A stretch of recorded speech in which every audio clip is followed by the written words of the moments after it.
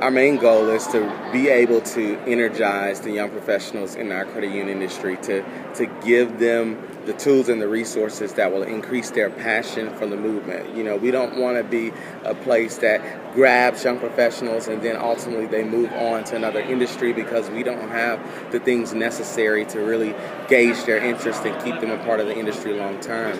And so we think that in order to accomplish that, then we're going to need to educate them on our industry and give them the proper information so they understand who we are, but then also do some leadership development so that they can see where the information they've gained can take them further in the movement, and then also engaging them in political advocacy, which is very important to our industry as a whole. So that's our goal. I think that it's important for our legislators to be able to see multiple generations to come and actually have a voice on these issues that we're facing. Because if they only see one generation, which it's no problem with that, some of our issues will still get heard, but it's not a representation of the full population or the constituents within their territories that they're looking to gain votes from. When I first walked into the role, I was 27, and I really did not anticipate being at that place in my career at that point in time. It was something that I saw further down the line. I have a cool story in that I didn't wake up and say, I want to go work for credit unions.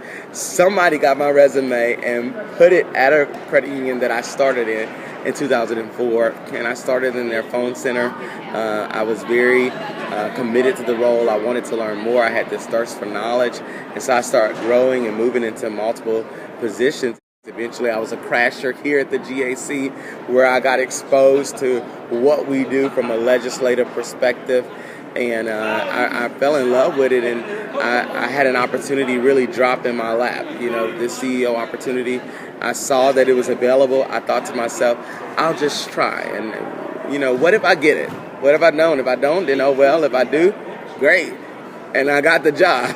So here I am about 3.5 years later, and I'm still doing it. So I'm loving it, and who knows what's next for my career long term.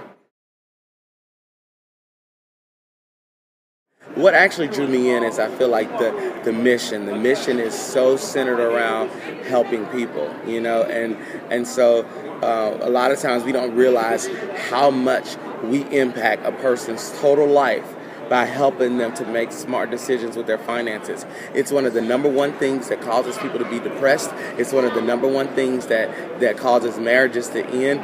Finances play such a vital role in the totality of our lives. And so I feel like having the opportunity to impact financial decisions, help people to have a good grasp on their finances and to make good choices, positions them for success in all facets of their life. And that's something I wanted to be a part of.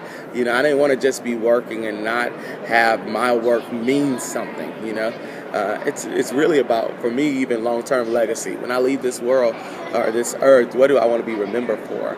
And so what I love about what I do on a daily basis is something that impacts the lives of people.